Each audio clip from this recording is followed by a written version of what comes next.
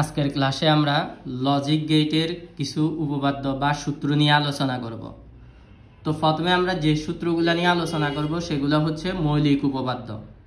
তো আমাদের মৌলিক উপপাদ্যের ক্ষেত্রে কিছু সূত্র আছে যেগুলো যোগের, আবার কিছু আছে গুণের। তো যোগের ক্ষেত্রে দেখো আমরা এখানে একটা সূত্র লিখে রাখছি, a + 0 = 0, মানে এর সাথে 0 যোগ করলে এর মান আসবে a। এটা কিভাবে হয় দেখো, এখানে a একটা চলক। তা আমরা জানি লজিক গেটের ক্ষেত্রে বা আমরা যে চলকগুলো ব্যবহার করি এগুলো হচ্ছে বুলিয়ান চলক। বুলিয়ান চলকের মান নির্দিষ্ট, মানে নির্দিষ্ট বলতে এটা পরিবর্তনশীল, তবে 0 আর 1 এর মধ্যে নির্দিষ্ট, মানে এটা হয় 0 হবে নয়তো 1 হবে। তো খেয়াল করে দেখো আমাদের এখানে যে সূত্রটা আমরা লিখলাম a + 0, এখানে যদি আমরা এর মান 1 ধরি তাহলে 1 এর সাথে 0 যোগ হবে, অথবা এর মান যদি 0 ধরি 0 এর সাথে 0 যোগ হবে। আর যোগ এটা হচ্ছে অর গেটের কাজ, লজিক্যাল অর, মানে আমরা যোগ থাকলে সেটা অর গেটের কাজ করব। তো আমরা জানি অর গেটের ক্ষেত্রে আমরা যখন সত্যক সারণী করছিলাম তখন শিখছিলাম ইনপুটে 1 থাকলে আউটপুট হয় 1। তো এখানে যেহেতু ইনপুটে 1 আছে এটার আউটপুট 1 হবে, এখানে ইনপুটে 1 নাই এজন্য এটার আউটপুট 0 হবে। তো খেয়াল করে দেখো এর মান যখন আমরা 1 ধরছি তখন এটার আউটপুট 1 আসছে, এর মান যখন 0 ধরছি এটার আউটপুট 0 আসছে, মানে এর মানটাই আউটপুট আকারে আসছে। এই কারণে এর সাথে যদি আমরা 0 যোগ করি যোগফল আসবে a। পরবর্তী লাইনে দেখো এখানে আমাদের দ্বিতীয় যে সূত্রটা আছে সেটা হচ্ছে a + 1 = 1। তো এখানে এর মান হয় 0 হবে নয়তো 1 হবে। তা আমরা জানি যোগের ক্ষেত্রে ইনপুটে 1 থাকলে আউটপুট 1 হয়ে যায়। এখানে যেহেতু 1 আছে একটা, তাহলে এর মান 0 হলেও এটার আউটপুট 1 আসবে, এর মান 1 হলেও এটার আউটপুট 1 আসবে। এরপরে দেখো এখানে 3 নাম্বার যে সূত্রটা লিখছি সেটা হচ্ছে a + a = a। তার মানে এখানে এর মান যদি a হয়, এর মান যদি 1 হয় তাহলে 1 এর সাথে 1 যোগ করলে আউটপুট আসবে 1। এর মান যদি 0 হয় 0 এর সাথে 0 যোগ করলে আউটপুট আসবে 0, মানে এর মান যেটাই ধরতেছি আউটপুট সেটাই আসতেছে। 4 নাম্বার যে সূত্রটা সেটা হচ্ছে a + a0। তো এখানে এর মান, এটা আমি একটু তোমাদেরকে দেখাই, a + a0। দেখো এ এখানে হচ্ছে একটা বুলিয়ান চলক, এটার মান হয় 0 হবে নয়তো 1 হবে। তো আমরা এর মান যদি 0 ধরি তাহলে a0 এর মান হবে 1, কারণ এটা একটা নট গেটের কাজ। নট সবসময় বিপরীত আউটপুট দেয়, মানে ইনপুট যা থাকবে তার বিপরীত দিবে। তো a যদি 0 হয় a0 হবে 1, অথবা a যদি 1 হয় a0 হবে 0। তাহলে এটা যদি এখন আমরা যোগ করি এটা 1 আসবে, যেটাই যোগ করো এটা যোগ করলে 1 আসবে, এটা যোগ করলে 1 আসবে, কারণ ইনপুটে 1 আছে। ইনপুট 1 থাকলে আউটপুট 1 হয়ে যায় যোগের ক্ষেত্রে। তাহলে এটার সূত্র হচ্ছে এটার মান 1 আসবে, মনে রাখবা। এবার গুণের ক্ষেত্রে দেখো, গুণের ক্ষেত্রে a × 0, মানে এর সাথে যদি আমরা 0 গুণ করি গুণফল আসবে 0। গুণ এটা একটা অ্যান্ড গেটের কাজ, এভাবে অ্যান্ড গেটের কাজ।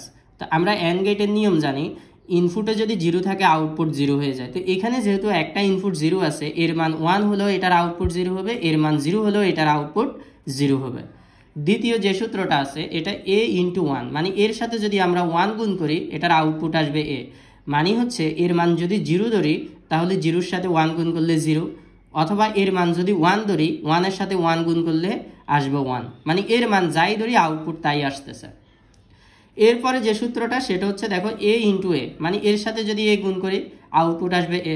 এর মান 0 হলে 0 এর সাথে 0 গুণ করলে আউটপুট 0, 1 হলে 1 এর সাথে 1 গুণ করলে আউটপুট 1।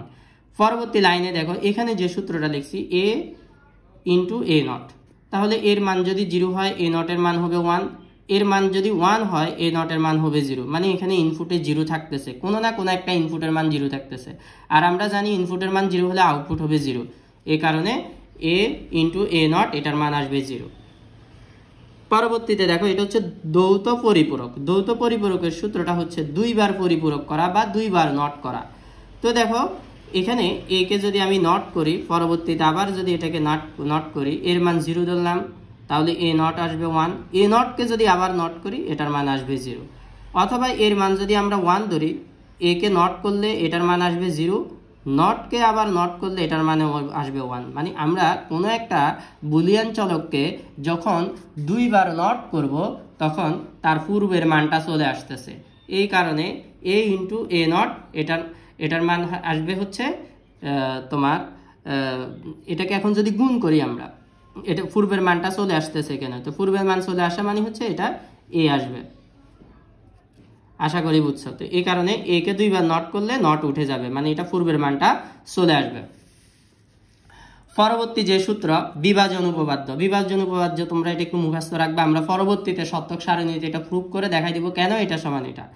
মনে রাখবা a প্লাস বিসি, এটাকে যদি আমরা সূত্র করি তাহলে এর সাথে বি একবার গুণ হবে a প্লাস বি, এরপরে ইন্টু এর সাথে আবার সি একবার গুণ হবে a প্লাস সি।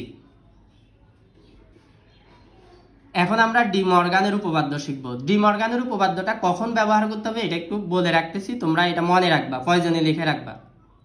ডি মর্গানের সূত্রটা ব্যবহার করা হয় যখন গুণকে যোগকে গুণে রূপান্তর করা প্রয়োজন পড়ে অথবা গুণকে যোগে রূপান্তর করা প্রয়োজন পড়ে, তখন ডি মর্গানের সূত্র ব্যবহার করতে হয়। তো ডি মর্গানের সূত্র ব্যবহার করার জন্য রাশির উপর হোল কমপ্লিমেন্ট বা হোল বার থাকতে হয়। এখানে দেখো চলক, দুইটা চলক a প্লাস বি, এটার উপর হোল বার আছে।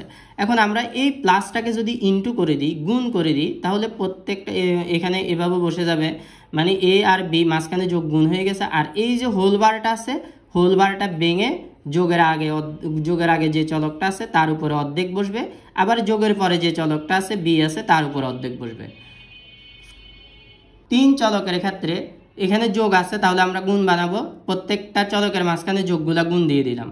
আর এই যে হোল কমপ্লিমেন্ট আছে এটা ভেঙে ভেঙে প্রত্যেকটা চলকের উপর বসে যাবে, এখানে এখানে এখানে। এটা গেল যোগের ক্ষেত্রে, মানে যোগের ক্ষেত্রে গুণ হয়ে যাবে আর হোল কমপ্লিমেন্টটা ভেঙে ভেঙে চলকের উপর বসে যাবে। 3 নাম্বার সূত্রটা হচ্ছে গুণকে যোগে রূপান্তর, মানে এখানে মাঝখানে গুণ আছে, এখন আমরা এটাকে যোগ বানাবো। তাহলে এই ক্ষেত্রে এই গুণটাকে যোগ করে দিলাম আর হোল কমপ্লিমেন্টটা ভেঙে ভেঙে চলকের উপর বসে যাবে। এখানে যেহেতু দুইটা চলক আছে, এর উপরে আর বির উপরে বসে যাবে। 3টা চলকের ক্ষেত্রে আবার গুণগুলা মাঝখানে চলকের মাঝখানে যোগ বসে যাবে আর হোল কমপ্লিমেন্টটা ভেঙে প্রত্যেকটা চলকের উপরে বসে যাবে। এগুলাই হচ্ছে আমাদের সূত্র। আমরা এর পরের ক্লাসে এখান থেকে কিছু সরল করব সূত্রগুলা ব্যবহার করে। আর আশা করি তোমরা সূত্রগুলা বুঝতে পারছো। তোমাদের যদি কোনো সমস্যা থাকে কমেন্ট করে জানাবা।